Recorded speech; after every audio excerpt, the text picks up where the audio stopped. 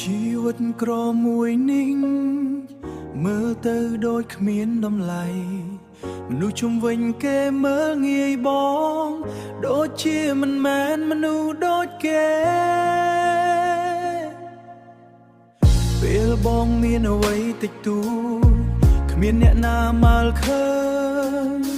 ស្នេហ៍ដែលបងផ្ដល់ឲ្យអូគេថាมันមានន័យពាក្យដែលគេនិយាយចាក់បេះដូងថាបងមិនសមនឹងអូត្រឹមជាមនុស្សក្រគ្មានអ្វីឲ្យអូនបានសុខ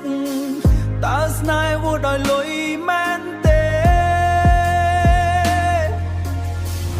ឬតម្លៃមនុស្សស្ថិតលើទ្រព្យសម្បត្តិបងឈឺណាស់ពេលគេមើលងាយទាំងបេះដូងស្មោះសម្រាប់អូនព្រោះតែយើងក្រតើបគេមើលងាយស្នេហ៍មកគេមើលថាมันមានតម្លៃអូនជ្រើសគេដែលមានគ្រប់យ៉ាងទុកបងឲ្យឈឺនៅក្រោយព្រោះតែយើងក្រតើបគេមើលងាយបេះដូងស្មោះគ្មានអ្នកណាឃើញបងស្រឡាញ់អូននៅចិត្តពិតតែចុងក្រោយបាត់អូនដល់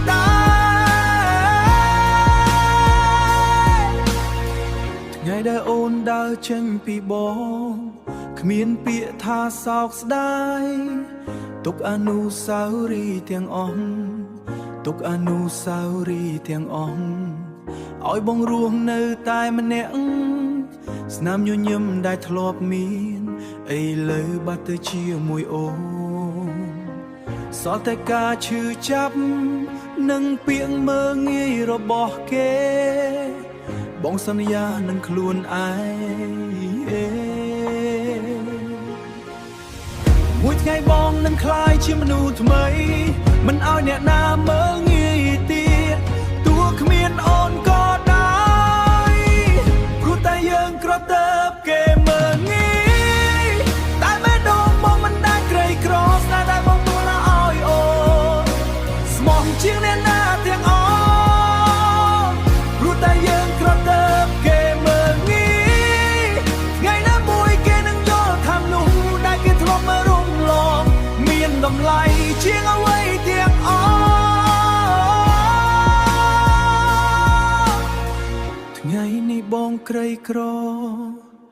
តែចិត្តបងមិនដែលទៀប